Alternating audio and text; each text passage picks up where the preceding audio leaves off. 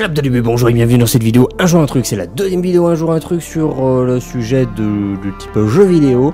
Et nous allons parler de Assassin's Creed Next.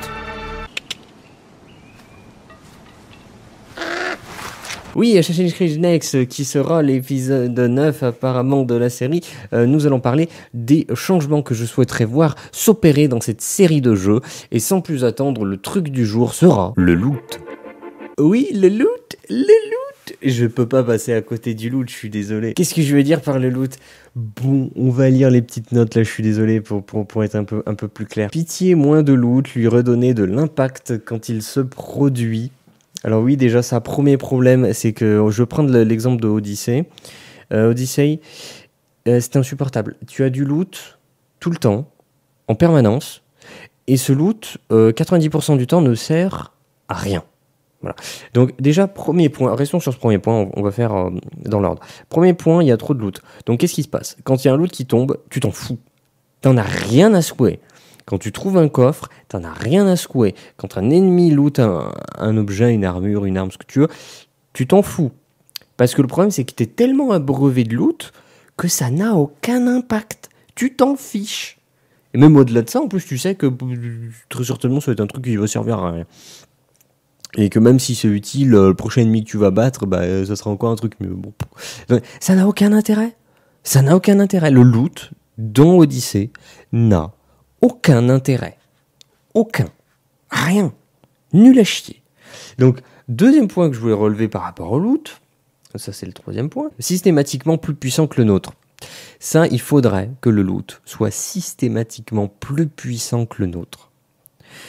Ce qui permettrait déjà de virer les 90% du loot qui ne servent à rien. Il est pourri le loot, il sert à rien. Donc, non, à quoi il sert? Moi je le sais. À le revendre ou le démonter pour avoir des composants pour faire du craft et les améliorer. Mais c'est insupportable aussi ces mécaniques, mais on va pas parler de ça, ok? Parce que j'imagine que dans un Assassin's Creed parfait, il y aura pas de craft, il y aura pas d'amélioration comme ça, il y aura pas non, il y aura pas. Voilà. Soyons dans un monde fabuleux. Et il faudrait que le loot soit systématiquement plus puissant. Et déjà, s'il est systématiquement plus puissant, ça veut dire qu'il y en aura moins, par définition, et que quand il y en aura, tu sais que ce loot qui vient de tomber, il va t'améliorer. Et donc tu seras content de le voir, ce loot. Déjà il sera plus rare, donc tu auras le sentiment de rareté, et en plus tu sais qu'il va t'être utile. Oh, qu'est-ce que ça serait génial, hein? Ouais, tout à l'opposé de Odyssey, quoi. Donc voilà, j'aimerais voir ça. Troisième point, ne plus perdre de temps à devoir changer d'équipement tous les 2 mètres.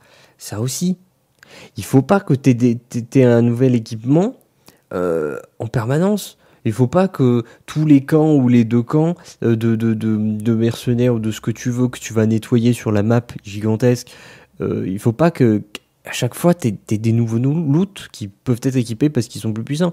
Il faut pas que t'aies à chaque mission un nouveau truc qui va améliorer ton perso.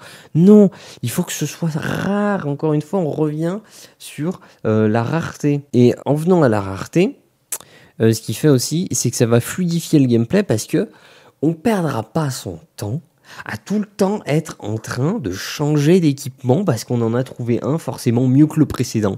Parce que c'est le cas tous les 2 mètres. Autre chose, rendre utile et intelligent le choix des équipements avec des spécialités extrêmement prononcées.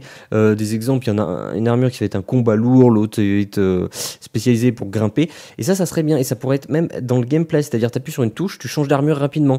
Mais tu sais, il prend du temps pour changer. Donc, si t'infiltres un camp, t'es à moitié à poil, tu grimpes, t'infiles, tout ça, tu te fais repérer, tu pars en courant rapidement, tu vas te planquer dans un buisson, t'équipes ton armure genre de plate, tu ressors de ton buisson avec ton armure de plate, ton arme à 2 mains, et là tu combats. Ce qui serait intéressant, c'est vraiment avoir des armures très très spécifiques, infiltration, grimpette, fuite, combat, tu vois, ce genre de choses, et qui soient vraiment puissantes dans ce qu'elles font.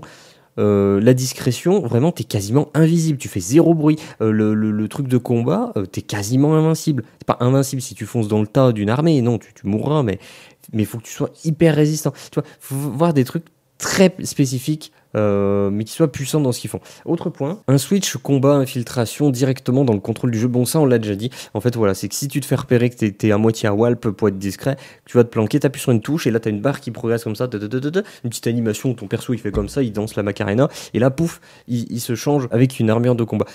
Tu peux avoir comme ça un switch d'armure intégré dans le gameplay. Voilà, et ça renouvellerait aussi le gameplay. Fin de truc.